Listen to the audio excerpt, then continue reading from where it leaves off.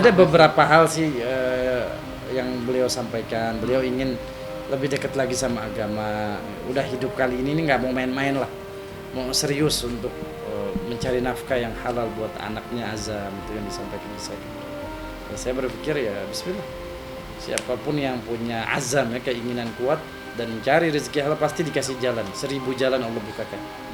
Ya belajar tentang, ya saya ajarin dia bacaan sholat.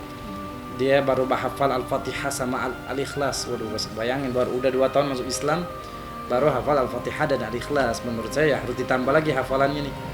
Ya, Al-Qur'an, dan ingat Al-Qur'an itu obat hati. Siapapun yang gelisah, galau, stres, baca Qur'an itu obat semua penyakit kita. Penyakit hati ya, penyakit gelisah. Baca Quran pasti Allah bahagiain hati kita. Tapi itu yang sampai Iya, saya sampaikan baca Quran, belajar Quran, katanya belum lancar ya baca Quran. Ya kita maklum lah masih mualaf, masih baru masuk Islam. Reaksi kapan? Ya katanya saya udah manggil guru ngaji ya, saya dengar udah panggil guru ngaji ke rumahnya. Ya itu bagus banget. Ya mumpung kita masih hidup bernafas, jangan sia-siakan kehidupan kita yang sementara untuk kembali ke jalan Allah. Kamu kapan lagi mau nunggu mati? Ya karena Tali membuktikan dia mu'alaf baru belajar Islam tapi semangat belajar agama. Kita yang Islam dari lahir harusnya lebih semangat lagi. Mau ibadah ya ke tanah suci. Itu luar biasa. Beliau menangis ya, nangis. Beliau menangis, meneteskan air mata luar biasa. Ini menunjukkan hati yang bersih sebagai seorang muslimah. Ya. Saya katakan istiqomah pakai hijab, yang membuka hijab. Ya, pakai hijab. Enggak, beliau nangis lebih ke senang ya diberangkatin umroh. Ya kalau masalah pribadi, siapapun yang cerita ke saya, jamaah saya pun pengajian, curhat tentang rumah tangga pasti saya nggak banyak begitu nanggapin. Karena masalah rumah tangga itu rahasia internal. Ya, dan saya yakin lah, coba kita juga rumah tangga kita nggak mau diceritain kemana-mana. Ya bahkan katanya kalau kita punya masalah rumah tangga, tembok pun jadi telinga. Ini menunjukkan kepada kita jangan share aib rumah tangga ke orang lain, demi Allah. Gak akan berkah kehidupan kita. Oke, yang pertama, dia masih istri kita, misalkan belum sah cerai secara pengadilan. Udah ceritain kemana-mana. Mohon maaf, ini istri yang dilaknat oleh Allah Subhanahu Wa Taala. Udah cerita kemana-mana. Dia masih suami, dia masih istri, jangan ceritain. Walaupun sudah bercerai, status dia bukan istri kita, bukan suami kita. Tetap mulut ini nggak boleh cerita aib suami kita, mantan kita. Nggak boleh cerita aib. Ya, jadi nasihat saya buat diri saya, rumah tangga semua yang nonton. Jangan ceritain aib rumah tangga kita sama orang lain. Kenapa? Karena nanti satu saat Allah akan bongkar aib kita. Man satara musliman satarallahu yaumul qiyamah. Siapa yang menutup aib muslim di dunia, Allah akan tutup aib dia nanti di akhirat.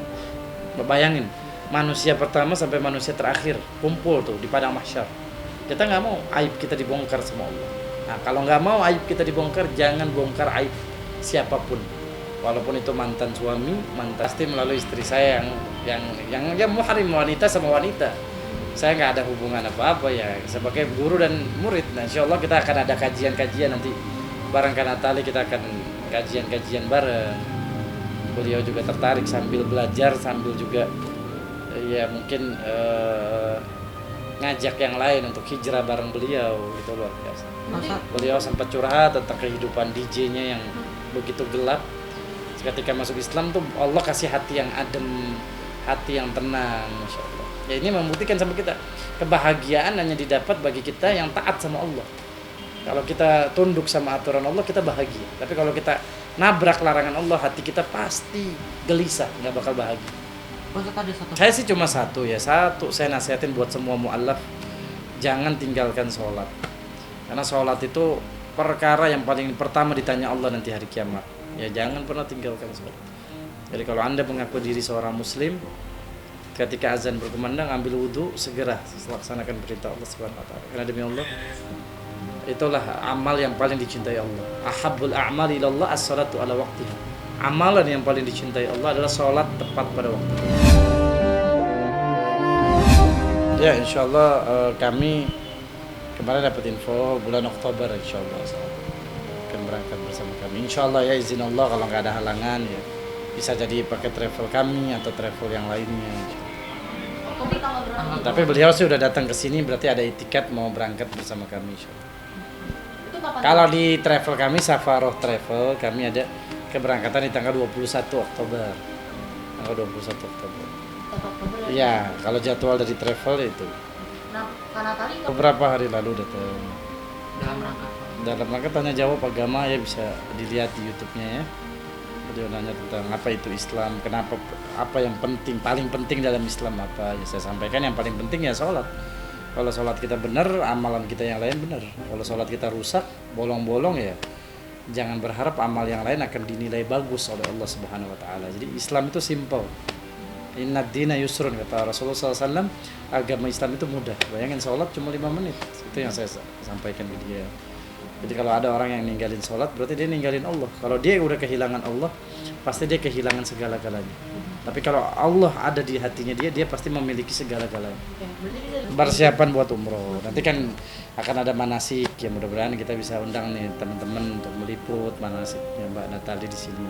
manasik di mana? Ya kalau yang Oktober ini sudah banyak jamaahnya. Jadi memang nggak ada ajang kita promosi bareng Kak Natali nggak.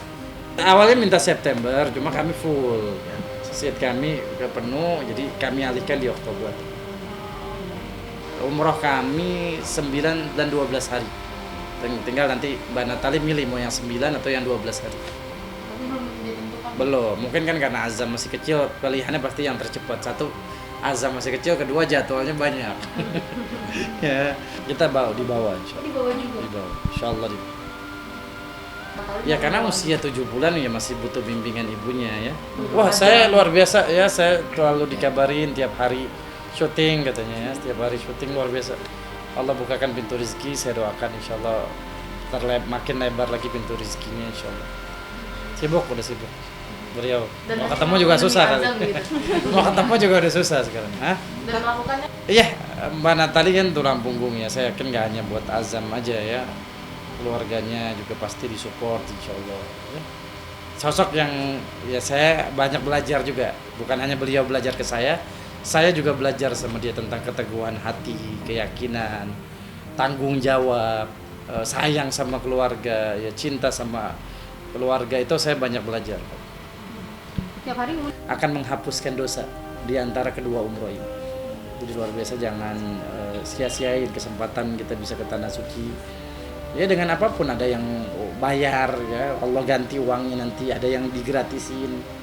Ya apapun caranya, pokoknya yang berangkatin kita bukan duit, tapi Allah Subhanahu Wa Taala. nah, kalau di-